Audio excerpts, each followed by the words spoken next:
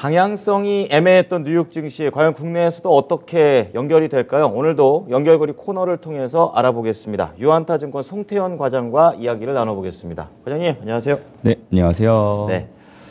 자, 그럼 오늘 연결고리 주제 체크해 보겠습니다. 보여주시죠. 자, 오늘 연결고리의 주제는 바로 이겁니다. 경기 침체가 있음에도 불구하고, 우려가 있음에도 유가는 110달러에 진입했다. 유가의 포인트가 좀 되고 있는데요. 이 부분 좀 자세히 들어보겠습니다. 네, 일단 전일 시장을 보게 되면은 상당히 변동성은 있었어요. 네. 계속적으로 나스닥 같은 경우에도 마이너스 한 1%권에서 보합권까지 왔다 갔다를 하는 흐름이 있었었는데 한 두 가지 정도가 키워드로 일단 보실 수 있는 것 같아요. 어떤 건가요? 첫 번째는 경기 침체에 대한 부분이었었는데 전일 이제 중국에서 경제 지표가 사실 안 좋게 나오게 되면서 맞아요. 국내 시장도 별로 안 좋았었잖아요. 그랬죠. 그런 부분이 미국 시장에서도 영향을 좀 미쳤던 부분이 있었었고 그리고 미국에서 발표한 경제 지표 같은 경우에도 사실 좋지 못했거든요. 그 뉴욕 쪽 말씀하시는 거죠? 엠파이어 스테이트 제조업 지수 말씀 이제 하시는 건데 이게 전반적으로 좋지 못하다 보니까 이제 경기 침체에 대해서 이거 진짜 되는 거 아니야? 라는 이제 우려감이 상당히 많아졌다라고 보시면 될 것 같은데요. JP 모건이 참 이 관련돼서 코멘트를 잘한 것 같아요. 이 중국의 경제 지표가 4월 대도시 봉쇄령에 따라서 부진을 여실히 드러내고 있다. 그렇죠. 최근에서야 상하이 봉쇄령이 단계적 완화가 이루어지고 있으며 중국 경제 지표 회복에는 시간이 더 필요할 것이다. 라고 이야기를 하게 되면서 그렇군요. 경기 침체가 회복이 되는데 시간이 걸린다라는 입장을 이야기하는 쪽도 생기게 되고 그렇죠. 일부에서는 이거 봐라, 이거 보면 단기간에는 그럴 수 있기는 하지만 결국 경기 침체 괜찮아질 거 아니냐라는 이러한 양식의 의견이 생길 수 있다는 거죠. 새로운 또 내비션이 나오죠. 예, 그래서 그런 부분에 있어서 계속적으로 하락이 나오는 것이 아니라 하락이 나오다가 다시 줄어들고 하락이 나오다가 줄어들고 이러한 이제 이 흐름이 나왔다라고 보시면 될 것 같고요. 그렇군요. 이 디파이언스 ETF 같은 경우에는 반대로 긍정적인 코멘트를 했어요. 이 매도 피로가 잦아들 것이며 시장이 다시 재정비가 될 것이다. 그리고 다우와 S&P 지수가 지금보다 6개월에서 1년 사이에 조정 국면에 진입할 가능성 거의 없어 보인다. 그렇군요. 라고 이야기를 하게 되면서 아까 말씀드린 것처럼 이러한 시장의 흐름이 나왔다라고 보시면 될 것 같은데 이렇게 시장이 계속적으로 방향성을 잡지 못하다 보니까 지표가 확실한 쪽으로 이제 수급이 몰리게 됐고 그런 중에서 어제 같은 경우에는 에너지 섹터가 가장 눈에 띄게 강했던 부분이 있었습니다. 특히나 유가에 관련돼서 사실 경기 침체 단어가 나오게 되면 유가가 사실상 하락을 해야 되는데 그럼에도 불구하고 상승을 했다는 것은 두 가지의 이야기가 될 수 있다는 것이 아까 말씀드린 경기 침체가 일시적일 수 있다. 봉쇄령 완화가 나오고 있다. 좀 첫 번째가 될 수 있을 것 같고요. 두 번째 같은 경우에는 역시나 공급 차질에 대한 부분이 EU 쪽에서 이제 러시아산 관련된 원유에 대한 부분을 이제 받지 않겠다. 라고 이제 합의를 하고 있잖아요. 올해의 특징이죠, 또. 이 합의가 근데 사실 일부 국가들이 계속 반대를 하고 있어서 어려운 부분이 있었었는데 어제 같은 경우에 당국자들이 조만간 이 합의가 될 것이다라는 이제 코멘트를 하게 돼요. 점점 한 목소리가 되어가네요. 아무래도 큰 틀에서 이게 좋다라고 생각을 하는 쪽은 없을 테니까 전쟁의 기반이 돼서 무기가 되니까. 그렇죠. 안에 있는 내부적인 계산을 좀 두들기다 보니까 이렇게 되는 거죠. 맞습니다. 어쩔 수 없이 이거 지금 막 안 쓰면 우리가 정말 너무 힘드니까 그것 때문에 어쩔 수 없이 쓰는 거지. 크게 봤을 때는 무기화가 되는 건 다 알죠. 이런 부분이 이야기가 되고 있다라고 보시면 될 것 같고요. 이에 따라서 이제 이 WTI가 114불까지 다시 한번 또 올라갑니다. 이 흐름이 나왔다라고 보시면 될 것 같습니다.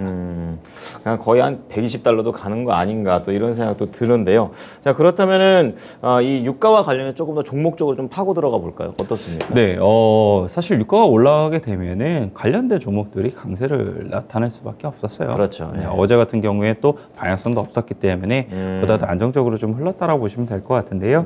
쉐보론 같은 경우에도 한 3% 정도의 상승이 나오게 되고 엑슨모빌 같은 경우에도 한 2.5% 정도의 이 상승세가 나왔었는데 아거스 캐피탈에서 9일날 나온 레포트를 요약한 내용인데 22년 걸쳐서 재무 상태 개선이 목격을 계속하게 될 것이다. 현금 이 흐름이 계속적으로 개선이 되게 되면서 결국 배당을 더욱더 많이 주게 될 것이다라고 이야기를 하게 됩니다. 투자자 입장에서는 좋네요. 네, 그래서 TP가 지금 엑스모빌이 한 91달러 정도 하고 있는데 네. 그 이전 제시했던 게 92달러였었는데 104달러까지도 많이 올렸네요. TP를 상향을 하게 되는 이런 흐름이 있었다라고 보시면 될 것 같고요. 그렇군요. 그리고 이제 어느샌가 유가 얘기를 할 때 빼놓지 않고 나오는 기업인데 네. 옥시덴탈 페트롤 중소형주 쪽에서 네, 한 6% 정도의 상승세가 네네. 어제도 나왔었는데 예. 13일 마켓워치를 보게 되면은 버크셔 회사에 의해서 추가로 90만 주를 옥시덴탈 페트롤리움을 매수를 했다라고 이제 공시가 네. 나오게 됐습니다. 최근에 워렌 버핏이 계속 시장 이렇게 되면서 정유주 산다 막 이런 얘기가 드는데 그런 것도 대표적으로 보여주는 것 같네요. 네, 워렌 버핏 같은 경우에는 네. 이렇게 시장이 좀 많이 어려울 때가 결국은 주식을 다시 한 번 더 매수를 해야 될 때 싸게 살 수 있는 기회다 이렇게 라고 보시죠. 이야기를 다시 한 번 더 했다는 점을 감안하게 되었을 때 옥시덴탈 페트롤리움이 추가적으로 더욱더 상승에 이 워렌 버핏은 베팅을 하고 있다. 그렇군요. 보시면 될 것 같습니다. 그렇군요. 그야말로 이제 시장 상황에서 경기 침체는 이루어지고 있지만 유가는 올라가고 있는 상황. 그래서 오늘 유가가 거의 한 120달러까지도 볼 수 있는 그런 상황들이 이어지고 있습니다. 그렇기 때문에 국내에서도 관련된 정유주들의 흐름이라든지 종목도 좀 자세하게 보겠습니다. 자, 오늘의 정유주 관련된 종목들 공개해 보도록 하겠습니다. 보여주시죠. 자, 오늘의 종목은 S-오일과 SK이노베이션 굵직굵직하게 갖고 와주셨는데요. 하나씩 좀 자세하게 들여다보겠습니다. 네, 사실 유가가 뭐 130불, 140불로 다시 뭐 사상 최고가를 치고 올라가게 되면 당연히 작은 종목들이 더 핫하게 많이 움직일 것 같은데 한 요 정도권에서 계속 이제 고유가 레벨만 유지를 해주게 되면은 조금 더 큰 종목들이 실적에 대한 기여를 받게 되면서 더 좋지 않을까라고 생각이 돼서 굵직굵직한 종목을 갖고 왔고요. S-오일 같은 경우에는 사실 순수한 이제 정유사기 때문에 이런 부분에 사실 대안이 없다라는 평가를 많이 받고 있습니다. 그렇군요. 뭐 SK이노베이션 같은 경우에는 이제 정유화학 배터리 가 되고 있고 GS 같은 있죠. 경우에도 사실상 퓨어한 이 정유사는 아니기 때문에 그런 부분에서 S-오일이 가장 크게 이러한 이제 고유가 상황에서 수혜를 받을 수 있을 것이라고 얘기를 하고 있는데요. 그렇군요. 이 정제 마진이 사실 요즘 가장 좋은 부분이 이게 많이 개선이 됐다면서요? 정제 마진이 사실상 요즘 20불이 계속적으로 넘어가고 있기 때문에 그런 부분에서 사실상 S-오일에 대한 이런 실적이 잘 나올 수밖에 없는 부분이고요. 그리고 디젤 쇼티지 관련돼서 이야기가 계속 나오고 있는데 그건 뭡니까? 뭐가 부족한 이 러시아산 이제 천연가스라든지 석탄에 대한 부분을 이제 받지 못하다 보니까 결국은 디젤을 생산하는 부분에 있어서 생산이 떨어지게 되고 그렇게 되면 아시아라든지 미국에서 디젤을 이제 가지고 와야 되는데 그렇게 가지고 오게 되면 당연히 정제 마진이란 부분이 이쪽에서 더욱더 많이 올라가게 되고 연결됐네요. 근래 보게 되면 사실 휘발유보다도 디젤이 더 비싸잖아요. 국내에서도 이런 부분이 사실상 계속적인 정제 마진이 좋아지는 이러한 이제 흐름으로 연결이 되고 있다라고 보시면 될 것 같아요. 그렇군요. 그리고 이제 디젤이라든지 가솔린 같은 경우에도 여름이 가게 되면은 사실상 뭐 일부 이제 난방에 대한 부분은 떨어지기는 하지만 뭐 미국 같은 경우에 드라이빙 시즌이 들어가게 되면서 더욱더 뭐 이 수요라든지 이런 부분은 좀 좋아지는 부분이 생기게 될 거고요. 이제 항공유에 대한 부분 자체를 보게 되면은 내년까지 이제 점진적으로 더욱더 좋아지게 될 거잖아요. 그러니까 그게 좀 가격이 전가되고 있는 상황들이 지금 슬슬 나오더라고요. 표값이 그렇게 비싸다고 그러더라고요. 뭐 아무래도 항공유 같은 경우에 더 고순도거든요. 그러니까 더 비싸다는 얘기죠. 그렇기 때문에 그런 부분에서 이제 사실 유류할증료라든지 이런 부분을 이제 이 승객들한테 전가를 시키는 거니까 그런 부분이 잘 나타내고 있다고 보시면 될 것 같습니다. 그래서 S-오일 같은 경우에는 국내에서도 사실 탑픽으로 많이 이제 이야기가 되고 있는데 외사에서도 계속적으로 TP가 상향이 되고 있기 때문에 S-오일 같은 경우에는 관심 있게 좀 많이 보셨으면 좋겠다라고 말씀을 드릴 수 있을 것 같습니다. 네, 정유 쪽에서 가장 순수하게 정유업을 하고 있는 게 또 S-오일이고 국내 증권사뿐만이 아니라 또 해외 증권사 쪽에서도 긍정적이 본다라는 그런 관점을 얘기해 주셨습니다. 자, 두 번째 종목으로는 SK이노베이션이 되겠습니다. 여기 또 이제 배터리까지 섞어서 좀 하는 그런 기업인데 여기에 대한 포인트는 어떻게 정유 쪽으로 잡을까요? 정유 쪽에서는 뭐 똑같습니다. 좋습니다. 사실. 뭐 1분기 실적을 보게 된다 하더라도 정유 부분에서는 정제 마진이 좋고 뭐 재고자산 평가 이익이라든지 이런 게 다 계상이 되게 되면서 좋았었는데 여기는 나머지 사업 부분이 문제예요. 사실. 그 좀 많이 안 좋나 보죠, 정제에 비해서. SK 이노베이션 같은 경우에는 정유 부분은 좋은 부분이 있는데 화학 부분을 가지고 있어요. 그렇죠. 지금 화학 업체들 같은 경우에 매우 주가가 힘들잖아요. 그 영향을 같이 받는군요. 그 부분이 일부 들어가 있다라고 보시면 될 것 같고 1분기 실적에서도 적자는 기록을 하지 않기는 했습니다만 영업 마진이 1%대였어요.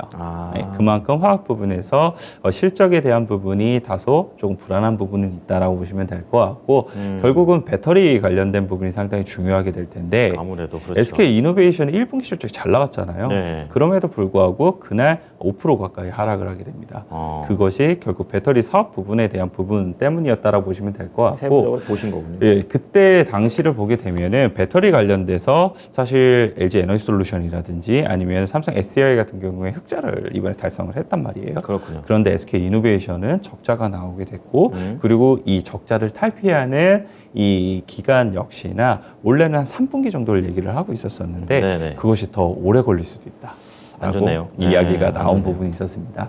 그렇게 되다 보니까 SK 이노베이션은 조금 더 시간이 필요한 것이 아니냐라는 이야기도 많이 나오고 있고요. 그리고 SK 이노베이션의 자회사가 SK 온이잖아요. 그렇죠. SK 온이 이제 캐펙스 증대를 공격적으로 계속 진행을 하고 있는데 지금 하고 있군요. 그 다음은 과연 어떻게 자금 조달을 할 것인가? 지금 그게 지금 대안이 없는 거예요. 그게 문제예요. 지금 프리 IPO를 진행을 하게 된다 하더라도 결국은 자금을 가져갈 수 있는 부분에 한계가 있게 될 거고 그렇죠. 그리고 만약 SK 이노베이션이 요즘 돈을 잘 벌어서 돈을 지원을 해줄 수 있느냐에 대한 부분을 보게 된다 하더라도 그거는 문제가 더 될 수 있거든요. 왜냐하면 사간 지원이기 때문에 그런 부분이 문제가 될 수 있는 부분이 있습니다. 그래서 지금 SK온의 자금 조달에 대한 고리를 어떻게 풀어내느냐가 상당히 좀 중요해질 수 있는 부분이다라고 보시면 될 것 같고요. 만약 이 고리가 잘 스무스하게 풀리게 되면은 확실히 SK 이노베이션의 업사이드는 확실히 높아질 수 있는 부분이 있어요. 그래서 이 뉴스 플로우를 잘 이제 체크를 하셨으면 좋겠다라고 말씀드리고 싶고요. 마지막으로 이제 이번에 바이든이 이 방안을 하게 되면서 20일 날 오시죠. 현대차 관련돼서 투자 결정에 대한 이야기 나오고 있잖아요. 그렇죠. 거기에 파트너가 SK온에 대한 이야기가 많이 나오고 있습니다. 현대차와 파트너가 SK온이 될 수가 있을 테니까 효과가 시너지가 크겠습니다. 그래서 그런 부분도 사실 SK온이 가지고 있는 잠재력이니까 그런 부분이 어떻게 발현이 되는지 이 부분도 한번 지켜보셨으면 좋겠다. 그래서 내가 버이앤홀드의 관점으로 가져가겠다라고 말씀을 하시는 분들이라면 저는 SK 이노베이션 지금 충분히 접근해볼 만하다라고 생각하고 있습니다. 그러면 S-오일과 SK 이노베이션 약간 두 개 회사의 성격이 약간씩 다른 것처럼 전략도 조금은 지금은 S-오일 쪽에 조금 더 포인트를 두시는 거죠? S-오일 같은 경우에는 트레이딩 목적으로 들어가셨으면 좋겠다라고 말씀을 드리고 싶고요. 지금 TP가 결국은 13만 원대 정도거든요. 그래서 그렇군요. 업사이드가 아주 높지는 않아요. 그래서 짧게. 그래서 트레이딩 목적에서 가져가셨으면 좋겠다라고 말씀드리고 싶고요. 반대로 SK 이노베이션 같은 경우에는 아까 말씀을 드린 이 배터리 부분에서에 대한 연결고리가 조금만 더 풀리게 되면은 확실히 업사이드는 진짜 높아요. 한 30만 원 이상도 올라갈 수 있다고 저는 생각을 하거든요. 그러면 지금부터 한 50%니까 훨씬 더 버이앤홀드의 관점에서 대응하시긴 좋다라고 말씀드릴 수 있을 것 같습니다. 알겠습니다. 자, 오늘 정유와 관련된 내용 잘 참고하겠습니다. 고맙습니다. 네, 감사합니다. 자, 뉴욕 증시의 분위기가 방향성이 애매한 그런 상황이었습니다. 그런 가운데 오늘 연결고리에서는 정유주, 특히 이 유가가 거의 한 114달러 이상 지금 나온 상황이기 때문에 국내에 있는 종목들, S-오일 그리고 SK 이노베이션에서 알아봤습니다. S-오일은 단기적인 전략, 그리고 SK 이노베이션은 추가적인 상황을 좀 체크하면서 바이앤홀드 전략으로 가보자고 얘기했으니까요. 참고해 보시기 바랍니다. 자, 지금까지 투자 판단에 도움이 될 수 있는 정보를 제공해 드렸습니다. 하지만 특정 종목의 상승과 하락을 보장하지는 않으니까요. 이 부분 참고해 주시기 바랍니다. 오늘도 토마토TV와 함께 성공투자하십시오. 고맙습니다.